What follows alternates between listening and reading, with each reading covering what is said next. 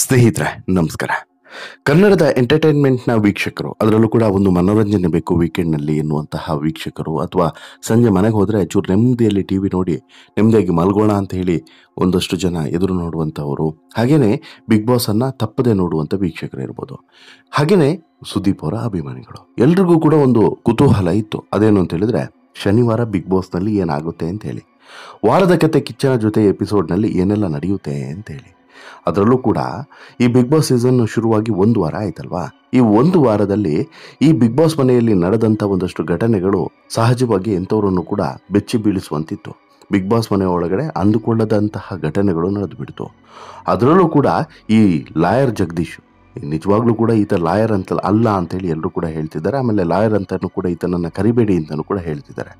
So that ಈ ಮಾಜಿ lawyer Jagadish ಮಾಡಿದಂಥ ಕೆಲವೊಂದಷ್ಟು ಸ್ಟೇಟ್ಮೆಂಟ್ಗಳು, ಕೊಟ್ಟಂತಹ ವಾರ್ನಿಂಗ್ಗಳು, ಇದನ್ನೇ ಸುದೀಪ್ ಹಿಡ್ಕೊಂಡು ಹಿಗ್ಗಾಮುಗ್ಗ ಜಾಡಿಸ್ಬೋದು.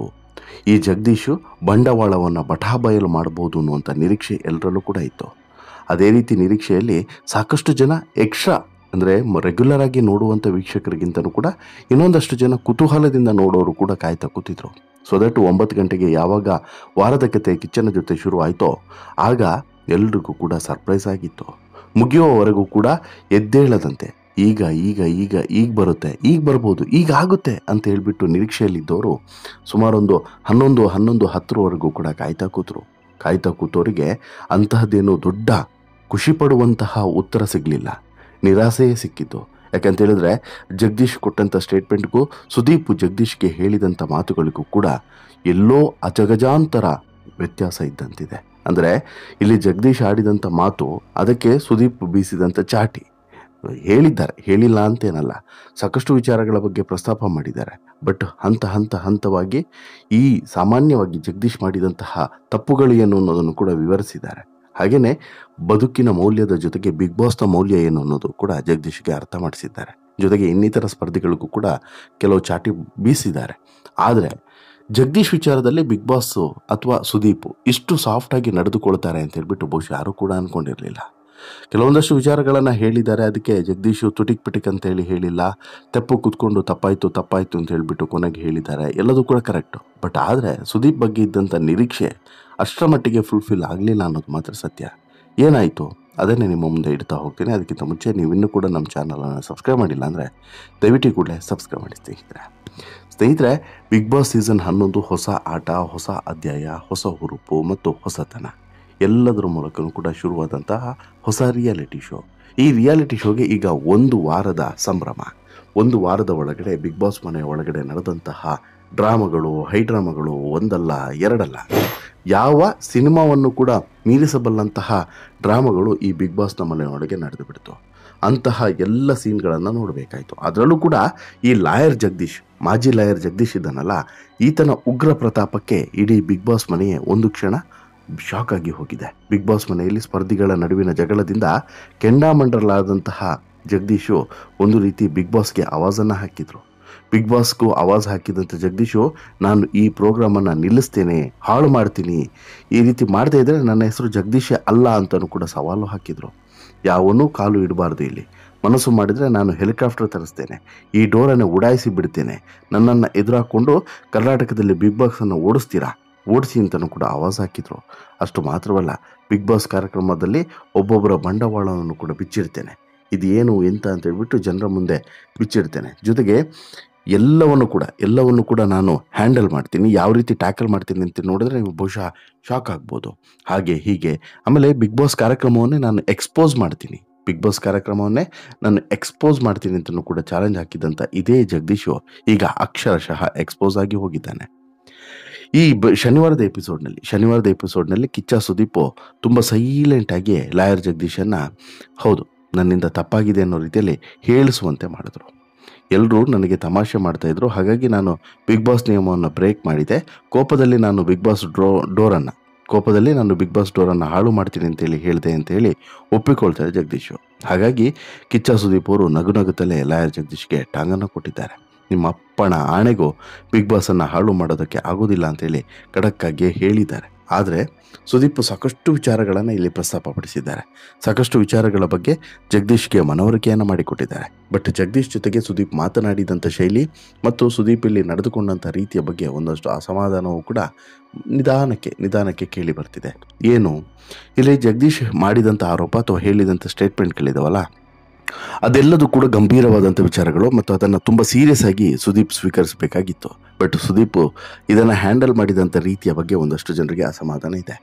ಸುದೀಪ್ ಇದನ್ನು ತುಂಬ ಸಾಫ್ಟಾಗಿ ಹ್ಯಾಂಡಲ್ ಮಾಡಿದ್ರು ಮತ್ತು ಜಗದೀಶ್ ಕಾರ್ಯಕ್ರಮಕ್ಕೆ ಅನಿವಾರ್ಯ ಅನ್ನೋ ರೀತಿಯಲ್ಲಿ ಟ್ಯಾಕಲ್ ಮಾಡಿದ್ರು ಅನ್ನುವಂತಹ ಅಭಿಪ್ರಾಯವನ್ನು ಸಾಕಷ್ಟು ಜನ ವ್ಯಕ್ತಪಡಿಸ್ತಿದ್ದಾರೆ ಕಾರ್ಯಕ್ರಮ ಮುಗಿದ ಬಳಿಕ. ಹಾಗೆ ನೋಡಿದ್ರೆ ಇಲ್ಲಿ ಜಗದೀಶು ತಪ್ಪನ್ನು ಒಪ್ಪಿಕೊಂಡ್ರು, ಅದಕ್ಕೆ ಈ ಸುದೀಪ್ ಸೈಲೆಂಟ್ ಆದರು ಅಥವಾ ಸಾಫ್ಟ್ ಆದರು ಅಂತ ಹೇಳಿ ಹೇಳಿದ್ರೆ ಅದನ್ನು ಕೂಡ ಒಪ್ಪೋಕೆ ಸಾಧ್ಯವಿಲ್ಲ. ಯಾಕಂತ ಹೇಳಿದ್ರೆ ಈ ಜಗದೀಶ್ ಮೆಂಟಾಲಿಟಿ ಹಾಗೆ, ರಾತ್ರಿ ಒಂದು ಮಾತನಾಡ್ತಾರೆ, ಬೆಳಿಗ್ಗೆ ಎದ್ದ ಬಳಿಕ ಇನ್ನೊಂದು ಮಾತನಾಡ್ತಾರೆ. ಹಾಗಾಗಿ ಇಲ್ಲಿ ಜಗದೀಶ್ ಆಡಿದಂಥ ಮಾತಿಗೆ ಸುದೀಪ್ ಈಗ ಒಂದು ವೇಳೆ ಅವರು ಅವಕಾಶವನ್ನು ಮಾಡಿಕೊಟ್ಟು ಸಾಫ್ಟ್ ಆಗಿದ್ದೇ ಹೌದಾದರೆ ಮುಂದಿನ ಒಂದು ದಿನ ಇದೇ ಸುದೀಪ್ ತನ್ನ ತಲೆಯನ್ನು ತಾನೇ ಚಚ್ಚಿಕೊಳ್ಳುವಂಥ ಪರಿಸ್ಥಿತಿ ಬರುತ್ತೆ ಅನ್ನೋದರಲ್ಲಿ ಡೌಟೇ ಇಲ್ಲ. ಯಾಕಂತ ಹೇಳಿದ್ರೆ ರಾತ್ರಿ ಏನು ಮಾತಾಡ್ತಾರೆ ಅದು ಹಗಲು ಜಗದೀಶ್ಗೆ ನೆನಪಿರೋದಿಲ್ಲ. ಜಗದೀಶ್ಗೆ ಹಗಲು ಮಾತನಾಡಿದ್ದು ರಾತ್ರಿ ನೆನಪಿರೋದಿಲ್ಲ. ಸಹಜವಾಗಿ ಇದು ಹೆಚ್ಚು ದಿನ ನೆನಪಿರುತ್ತೆ ಅನ್ನೋದು ನಮ್ಮ ಮೂರ್ಖತನ ಆಗ್ತದೆ. ಇಲ್ಲೂ ಕೂಡ ಸುದೀಪ್ ಒಂದು ತಪ್ಪನ್ನು ಮಾಡಿದ್ರು ಅನ್ನೋದು ಸ್ಪಷ್ಟವಾಗಿ ಗೊತ್ತಾಗ್ತಿದೆ. ಇವತ್ತು ಕ್ಷಮೆ ಕೇಳಿರ್ಬೋದು ಇದೇ ಜಗದೀಶು, ಮುಂದೆ ಒಂದು ದಿನ ಮತ್ತೆ ಅದೇ ಮಿಸ್ಟೇಕನ್ನು ಮಾಡೋದ್ರಲ್ಲಿ ಡೌಟೇ ಇಲ್ಲ. ಬಟ್ ಜಗದೀಶ್ ವಿಚಾರದಲ್ಲಿ ಸುದೀಪ್ ಆಡಿದಂಥ ಒಂದೊಂದು ಮಾತುಗಳು ನಾಜೂಕಾಗಿಯೇ ಇದ್ವು. ಸಿಕ್ಕಾಬಟ್ಟೆ ಸಾಫ್ಟಾಗಿಯೇ ಮತ್ತು ಬೆಣ್ಣೆಯಲ್ಲಿ ಕೂದಲನ್ನು ತೆಗೆಯೋ ರೀತಿಯಲ್ಲಿ ಸುದೀಪ್ ಕೆಲವೊಂದು ಮಾತುಗಳನ್ನು ಈ ಜಗದೀಶ್ಗೆ ಆಡ್ತಾ ಹೋದರು. ಕಾನೂನನ್ನು ಗೌರವಿಸೋದು, ಕಾನೂನು ಪಾಲನೆ ಮಾಡೋದು ಮತ್ತು CM ಆಗೋನು ಹೇಗಿರಬೇಕು ಅನ್ನೋದನ್ನು ಸುದೀಪ್ ಇಲ್ಲಿ ಅರ್ಥ ಮಾಡಿಸಿದರು. ಇಡೀ ರಾಜ್ಯವನ್ನು ಮೇಂಟೈನ್ ಮಾಡೋದು ಸಾಯಲಿ, ಒಂದು ಚಿಕ್ಕ ಕಾಳಿನಷ್ಟು ಇರುವಂತಹ ಈ ಬಿಗ್ ಬಾಸ್ ಮನೆಯನ್ನೇ ಮೇಂಟೈನ್ ಮಾಡೋಕ್ಕೆ ನಿಮಗೆ ಆಗದೆ ಇದ್ಮೇಲೆ ಇಡೀ ರಾಜ್ಯವನ್ನೇ ರಾಜಕೀಯವಾಗಿ ನಾನು ಕಂಟ್ರೋಲ್ ಮಾಡ್ತೀನಿ, CM ಆಗ್ತೀನಿ ಅಂತ ಹೇಳ್ಬಿಟ್ಟು ಪುಂಕ್ತೀರಾ ಅಂತ ಹೇಳ್ಬಿಟ್ಟು ಇಂಡೈರೆಕ್ಟ್ಲಿ ಕೇಳಿದರೂ ಕೂಡ ಒಬ್ಬ CM ಆಗೋನು ಎಲ್ಲ ರೀತಿಯ ವ್ಯಕ್ತಿತ್ವದ ವ್ಯಕ್ತಿಗಳನ್ನು ನೋಡಲ್ಲ ಅಂತ ಹೇಳಿ ಹೇಗೆ ಅಂದ್ಕೊಳ್ತೀರಾ? ನೀವು ಕಾನೂನು ಪಾಲಿಸುವವರು, ಮೊದಲಿಗೆ ಬಿಗ್ ಬಾಸ್ ಮನೆಯ ನಿಯಮಗಳನ್ನು ಫಾಲೋ ಮಾಡಿ, ನಂತರ ಅದು ಇದು ಮಾತನಾಡಿ. ಜೊತೆಗೆ ಇಲ್ಲಿ ಈ ಶೋವನ್ನು, ಯಾವುದು ಬಿಗ್ ಬಾಸ್ ಶೋವನ್ನು ಹೇಗೆ ನಡೆಸ್ಕೊಳ್ಳೋಣ ನೀವೇ ಹೇಳಿ, ನೀವು ಹೇಳಿದಂತೆ ನಾವು ನಡೆಸ್ಕೊಡ್ತೀವಿ ಅಂತಲೂ ಕೂಡ ಸುದೀಪ್ ಖಾರವಾಗಿ ಉತ್ತರವನ್ನು ಕೊಟ್ಟರು. ಇದು ಬಿಗ್ ಬಾಸ್ ಮನೆ, ಪರಪ್ಪನ ಅಗ್ರಹಾರ ಜೈಲಲ್ಲ, ಲಾಠಿ ತಂದು ಹೊಡೆಯೋಕೆ ಆಗಲ್ಲ. ಸ್ಪರ್ಧಿಗಳು ಗೌರವ ಕೊಟ್ಟಿಲ್ಲ ಅನ್ನೋದು ನಿಮ್ಮ ಮಾತಾದರೆ ಆ ಗೌರವವನ್ನು ತೆಗೆದುಕೊಳ್ಳೋದು ಕೂಡ ನಿಮ್ಮದೇ ವಿಚಾರ ಆಗಿರ್ತದೆ. ಹೆಣ್ಣುಮಕ್ಕಳ ವಿಚಾರದಲ್ಲಿ ಆ ಥರ ಮಾತನಾಡಿದ್ದು ಸರಿಯಲ್ಲ. ನೀವು ಹೇಳಿ ಹೇಗೆ ಶೋವನ್ನು ನಡೆಸ್ಕೊಡ್ಬೇಕು, ಇದು ನೀವು ಹೇಳಿದಂತೆ ನಾವು ಎಲ್ಲವೂ ಕೂಡ ಬದಲಾವಣೆಯನ್ನು ಮಾಡ್ಕೊಳ್ತೀವಿ. ಇನ್ನು ಒಂದು ತಿಳ್ಕೊಳ್ಳಿ, ನಿಮ್ಮ ಅಪ್ಪನ ಆಣೆಗೂ ಕೂಡ ಈ ಶೋವನ್ನು ಹಾಳು ಮಾಡೋಕ್ಕೆ ಸಾಧ್ಯವಿಲ್ಲ. ನಿಮ್ಮ ಹತ್ರ ಸಾಧ್ಯ ಆದರೆ ಪ್ರತಿಯೊಬ್ಬರು ಕೂಡ ಕಾಂಟ್ರಿಬ್ಯೂಟ್ ಮಾಡಿದರೆ ಈ ಶೋವನ್ನು ಇನ್ನಷ್ಟು ಎತ್ತರಕ್ಕೆ ತೆಗೆದುಕೊಂಡು ಹೋಗೋದೇ ಹೊರತು ಹಾಳು ಮಾಡೋಕ್ಕಂತೂ ನಿಮ್ಗೆ ಯಾರಿಗೂ ಕೂಡ ಸಾಧ್ಯವಿಲ್ಲ ಅನ್ನೋಂತಹ ನೇರವಾದಂಥ ಆವಾಜನ್ನೇ, ಚಾಲೆಂಜನ್ನೇ ಹಾಕಿದರೂ ಕೂಡ ಇನ್ನು ಬಿಗ್ ಬಾಸ್ಗೆ ಆವಾಜ್ ಹಾಕಿ ಉಡಾಯಿಸ್ತೀನಿ, ಶೋ ನಡೆಸೋದಕ್ಕೆ ಬಿಡಲ್ಲ ಅಂತೇಳಿ ಆವಾಜ್ ಹಾಕಿದ್ದಂಥ ಜಗದೀಶ್ಗೆ ಇಲ್ಲಿ ಮತ್ತೆ ಪ್ರಶ್ನೆಯನ್ನು ಮಾಡಿದಂತಹ ಸುದೀಪ್, ಬಿಗ್ ಬಾಸ್ ಬೇಕು ಅಂತೇಳಿ ನೀವು ಒಳಗಡೆ ಬಂದಿದ್ದು, ನೀವು ಅವರನ್ನೇ ಕೆಳಗಿಟ್ಟು ಬಿಟ್ಟರೆ ಶೋ ನಡೆಸೋದಕ್ಕೆ ಬಿಡಲ್ಲ ಅಂತಲೂ ಕೂಡ ಚಾಲೆಂಜ್ ಮಾಡಿದರು. ಆದರೆ ನೀವು ಕ್ಯಾಮ್ರಾ ಮುಂದೆ ಮಾಡಿದ್ದು ತಪ್ಪೇ ಅಲ್ಲ ಸರ್, ಜೋಕು ಅಂತ ಹೇಳ್ಬಿಟ್ಟು ಸುದೀಪ್ ಈ ಜೋಕ್ ಮಾಡೋಕ್ಕೆ ಯಾರಾದರೂ 11 ವರ್ಷ ಯಾಕೆ ತಗೊಂಡ್ರು ಅಂತೇಳಿ ನಕ್ಕರು. ಈ ಥರದ ವಾರ ನಾವು ಶೋ ಮುಗಿತಾ ಬರುವಾಗ ನೋಡಿದ್ದೇವೆ. ಆದರೆ ಈ ಸೀಸನ್ನಲ್ಲಿ ಮೊದಲ ವಾರನೇ ನೋಡ್ತಿರೋದು ದುರಂತ. ನಿಮ್ಮಲ್ಲಿ ಒಳ್ಳೆಯ ಸಾಮರ್ಥ್ಯ ಇದೆ, ಎಲ್ಲವೂ ಇದ್ದರೆ ಚಂದ ಅಂತ ಹೇಳ್ಬಿಟ್ಟು ಜಗದೀಶ್ಗೆ ಬುದ್ಧಿಯನ್ನು ಹೇಳಿದರು.